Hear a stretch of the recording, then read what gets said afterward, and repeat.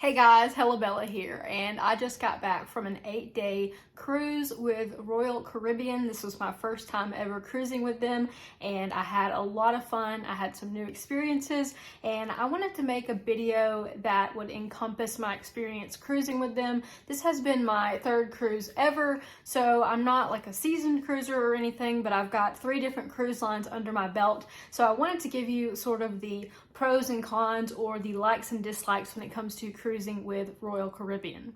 So we were on the Allure of the Seas, which is an Oasis class ship, and it was a priority for us to be on one of the bigger ships because both of us have cruised before, me and my boyfriend, on smaller ships, and we just kept seeing ads for the Oasis class ships and keep seeing all these like cool TikToks of all the different things that you can do on the bigger ships. So that was something that we really wanted to do because we had never done it before. Our itinerary was Haiti, Curacao, and Aruba, and actually when we were on the way down to the cruise port, we got an email saying that the itinerary had been reversed, so that things had gotten moved around, and basically they told us that the shore excursions we booked would be rebooked, and so we had to kind of come to terms with the fact that our cruise was reversed. So we didn't have any more sea days and we didn't miss any ports. So like I said, I wanted to put together an honest review of Royal Caribbean. It was not my favorite cruise line so far. It's something that I'll probably wouldn't be opposed to traveling with Royal Caribbean again, but I would like to try out some different cruise lines before I make my decision on what is my favorite cruise line. But so far, I feel like overall, for what we paid, I feel like some of the quality of it did not match up with what we got. Our cruise, I believe, was around $1,300 for an 8-day cruise, which wasn't a bad price at all. The accommodations were nice. We did not get a balcony room. We didn't do a drink package. We didn't do a food package. We were basically just like a bare bones type of cruise. And I mean, honestly, it was fine because we really didn't want to drink that much. So not to be negative Nelly, but I want to tell you the things that I didn't like first. So the first thing that I really did not care for was the way that the pools were laid out on the ship. There was not enough space at the pools. One of the issues with having a capacity for 5,400 passengers is that everyone wanted to go to the pool at the same time. People were saving chairs. There were people who, honestly, at one point I went to the pool and the entire deck was like empty of people, but the chairs all had towels and stuff lined up on them. And I really didn't think that was, very polite of everyone. It was very selfish. And some of these people had been gone for hours and just left their stuff. And that was the first thing that started to get on my nerves, was just the amount of people everywhere. The crowding was kind of insane in the Windjammer and in different restaurants. And I don't feel like I've experienced that on any of my other cruises because there weren't as many people. But when you have that many people trying to go to the same places at the same time, it really does become just sort of really clustered. So Royal Caribbean actually does say that you cannot hold chairs, but the one time that we actually asked an employee to remove something from a chair because the people had been gone for like 30 minutes, the employee told us to come back in another 30 minutes. So basically they want us to wait an hour to sit in a chair that no one was at. So that really frustrated me, and I think it frustrated Daniel as well because, we're not used to that. We live in the South and we're used to people being pretty polite. My teachers always said if you move your feet, you lose your seat. So, to me, it doesn't make sense to save a chair. There was another situation we had where Daniel went to sit next to me, and this lady had her bag in the chair next to that chair, and she had 3 chairs, and she was sitting in one and saving 2, and she said they were for her friends when they came. They were going to come at any minute. And so he said, well, I'll just sit here until your friend gets there, kind of calling her bluff. And the lady, huffed and puffed and got kind of mad about it. But he sat there, and we sat there for about 20 minutes until the lady finally got up and moved to the row behind us. And then we probably sat there another 15 minutes. And guess what? The friends never showed up. So, it was another situation where people were just being really, really selfish. And I don't really feel like that's Royal Caribbean's fault that people are acting like that. I feel frustrated that Royal Caribbean isn't doing anything to enforce their own rules, because I've been in the Facebook groups and I've seen a lot of people complaining about this. And I don't think that you should be able to put things in a chair and go off and have lunch and do something and come back 3 hours later and have commandeered your chair the entire time. So that was probably one of the more frustrating things about cruising with Royal Caribbean.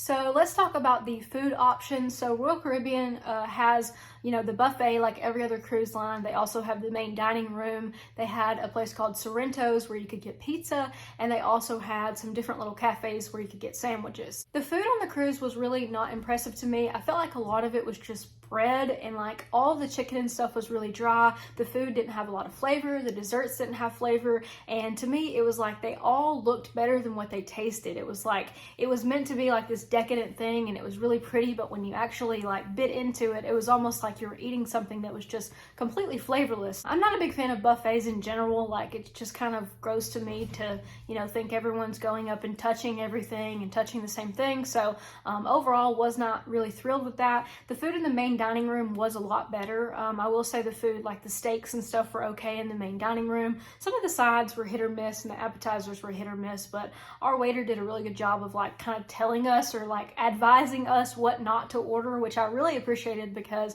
you know, he could probably get in trouble for that. But overall, I just wasn't super impressed with the food on Royal Caribbean. Food was another issue where the crowding was taking place. So if you tried to go in the Windjammer at like peak times, it was very difficult to find a seat. It was hard to get around and maneuver. I saw a lot of people who looked like they were getting frustrated and overwhelmed. And when you've already been in the sun for 2 or 3 or 4 days and you're having to deal with those crowds of people, it can become really frustrating, especially for us introverts who are not used to being around so many people. That was one of the major downsides I felt, is that they really just did not have enough room around the buffet area. They had it laid out in like little circular things. So you're walking around all these circular things, going around looking at food, instead of a line that would, I feel like, move a little bit easier and a little bit smoother. So the last sort of negative thing that I will say about our cruise was that our shore excursion got canceled, and they canceled it due to a mechanical issue with the boat. This was for Haiti. This was a snorkeling trip that we had planned, and they didn't tell us about it until the day before. And we had already gone to 2 ports. So if we wanted to, you know, snorkel and we hadn't snorkeled, we would have missed the opportunity, because we would have already went to those ports if we thought that we were going to go on a snorkeling trip in Haiti. So I was very frustrated by that. They just sent us a letter to our room. I feel like ultimately they would have known about this before, a day before, and they could have told us sooner at the beginning of our cruise. So that was really frustrating to me.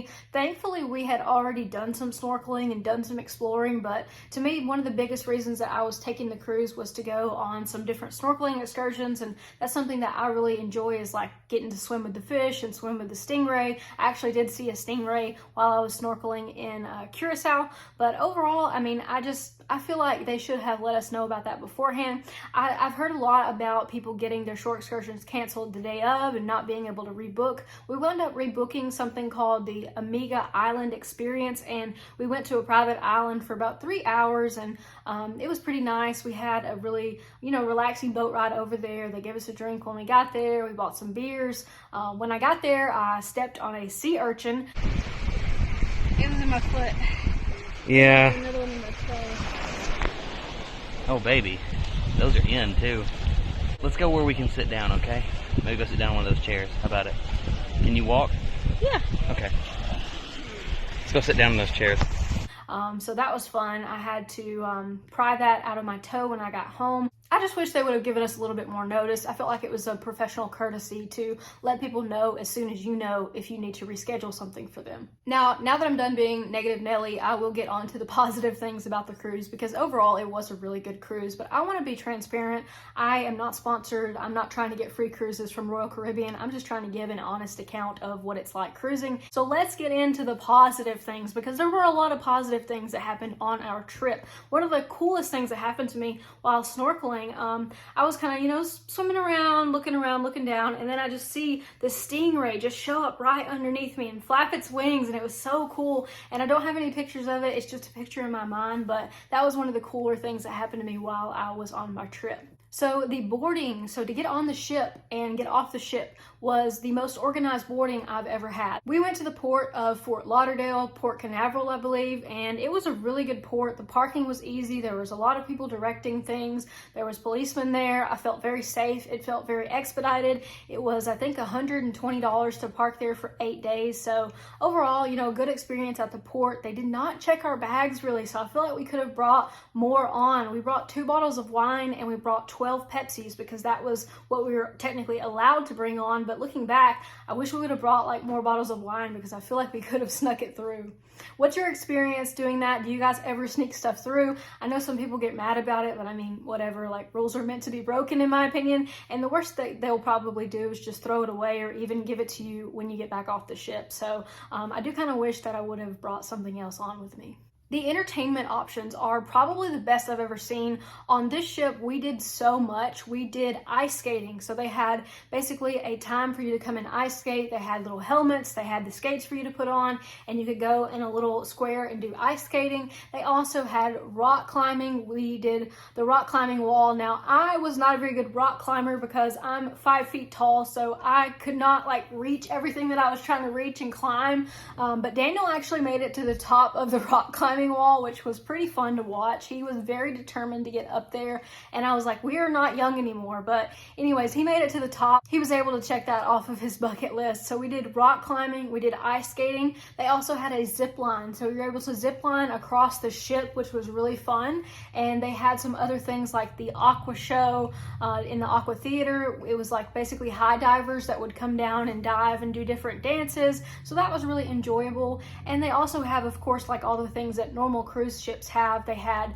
bars and restaurants. They had areas for you to hang out. I really felt like you could feel like a kid again. They had the boardwalk, which had a carousel, so you could ride a carousel, and it kind of looked like an old school boardwalk area. And they also had like an ice cream shop down there where you could pay to get some Ben & Jerry's ice cream, which we really enjoyed. But overall, I mean, I feel like they had a ton of entertainment on the ship. You were able to go to things like trivia. We did Game of Thrones trivia one time, and we knew like I think half of the answers, but there was this one guy who had apparently like taken a class in Game of Thrones, so he knew like every single answer. Honestly, he probably should have been hosting the trivia. We had a lot of opportunity to do things. There was a Mamma Mia show. There was also a comedian. We did not go to either one of those. I think that just really didn't speak to either of us, so we didn't go to it, but that is something that you could do on that cruise. Now, this deserves its own separate section, the Flow Rider. So they have a surf simulator that you can do boogie boarding, you can do surfing if you're good enough, and Daniel got on there a couple of times. He actually managed to get up on the boogie board on his knees. Took him a couple tries, I think, and he actually busted his lip on it, so he did get an injury, and he was all bruised up, and I'm like, why are you doing this? I feel like men want to be a kid again when they get next to the Flow Rider, because I saw a lot of men riding it. Did not see any girls on the Flow Rider, but I'm sure that they're more than capable. But overall, we enjoyed doing that. We enjoyed watching it. It was a fun experience. We had an amazing room attendant. She kept our room spotless. She came and gave us like new ice every day. And overall, I was really happy with all of the service on Royal Caribbean ship, except for that one person who we had asked to help us with the chair situation. But I think that that's just another set of problems that Royal Caribbean needs to deal with. But overall, the service was amazing. All of the employees were really helpful. They were really friendly, and it seemed like they were genuinely friendly, not, the friendly that you have to be when you're at your job. Overall, I think that they do a great job when it comes to service. In the dining room, the attendant was super fun. He was really energetic, and like I said before, he told us kind of what to order, and it was just a great time. Another thing that I liked about it, because I am directionally challenged, is that I felt like the ship was pretty easy to navigate. They had signs pretty much in every hallway telling you where you were going, and if you got lost, you could actually just press a button on a screen and you could figure out how to get where you were going and from point A to point B. So I think on a ship so large, they know that it's important for people to be able to find things. I actually heard someone in the elevator saying that they still couldn't find their room on like day 3 or 4, which I thought was pretty funny. But for me, I'm not very good at navigating, and I was able to find my way around pretty well. So I felt like overall they did a good job when it comes to making the ship easy to navigate. Now, in terms of sound and movement, we really didn't feel the ship move a lot. We did feel it move a little bit, and of course when you're being still or you're in your room or something like that, you're going to feel the movement a little bit more. We were on the 9th floor or the 9th deck, and we really didn't have any issues when it comes to sound. We used a noise machine at night to sleep that plays like white noise, and I would definitely recommend that if you're going on a cruise, because there's people who come back late or they're loud or they go in their room and slam the door. So really would recommend bringing a noise machine with you on your cruise. So we didn't really do any shopping on our cruise, but they did have like the high-end stores like Coach and Kate Spade, and they also had watches and jewelry. So if that's something that you were interested in, they definitely had opportunities for you to spend money. There was little pop-up shops occasionally where they'd be selling t-shirts and things like that, but we just really didn't feel it necessary to purchase anything. I bought one souvenir in Haiti. I bought a little painting. Here's my dog painting that I bought. I honestly got suckered at the market in Labadee, and I got this for $20. They tried to sell me 2 of them for like $50, and then I was like, what about $20 for one? So I did negotiate with them a little bit, but I thought this was a really cute. I'm probably going to put it up in my house because I've got like several dog prints around the house, and it's an actual painting. It's on a canvas, so better than anything that they were selling on the ship, in my opinion. I will actually probably make a separate video about all of the ports that we stopped at. Just to keep this video short and concise, we stopped at Labadee, Curacao, and Aruba, and there was pros and cons to all of those ports, but overall I feel like we had a pretty good time at them. I will touch on a little bit of things like food in a separate video as well, so if you want to subscribe to the channel for that, you definitely can. Another feature of the ship that I really enjoyed was Central Park. So basically it's a giant park on the ship that has trees. They've got like all kinds of different plants, and for people who like greenery and people who like gardens, it was a great place to go. I went there to read a couple of times. Daniel didn't like it because they had fake bird sounds, and I will agree that the fake bird sounds really were not necessary at all. I feel like they could have just kept it calm and collected, but overall it was a really nice place to visit. There was the floating bar that you could get on. You can get on it in Central Park and then ride it down to the floor called the Promenade, or vice versa, but we did that once and it was pretty fun.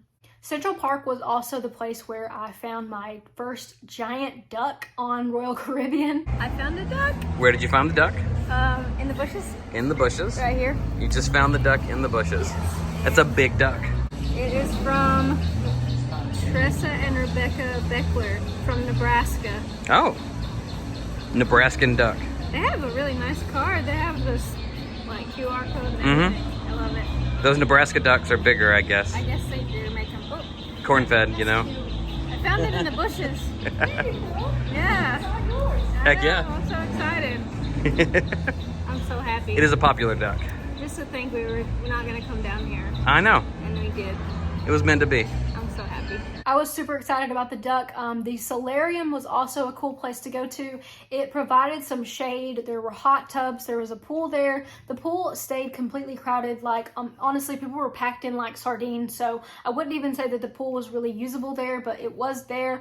There was also a bar there, and there was lots of chairs to sit in, and there was some couches. So we found ourselves going to the solarium a lot in the evening, like as people were going to dinner. I will say that if you are introverted and you want to avoid the crowds, just plan your day around when people go eat, because there will be way less people in the crowded areas during the peak meal times. This was my longest cruise at 8 days. Previously, I had taken a 7-day Alaskan cruise, but I feel like that was very different because there was a lot more scenery and a lot more ports to stop at in Alaska. Overall, I felt like I could have subtracted 2 of the sea days from this cruise and just made it like a 6-day cruise, but I feel like in the cruise industry, the name of the game is to keep people on the ship and keep them buying things. So I'm feeling like my next cruise, I want more port time and less time on the ship, but that's just a personal preference. After trying out Royal Caribbean, I will say there's a lot of things they get right. They definitely do a good job when it comes to entertainment and kind of having like cutting edge things to do on the ship. I could never imagine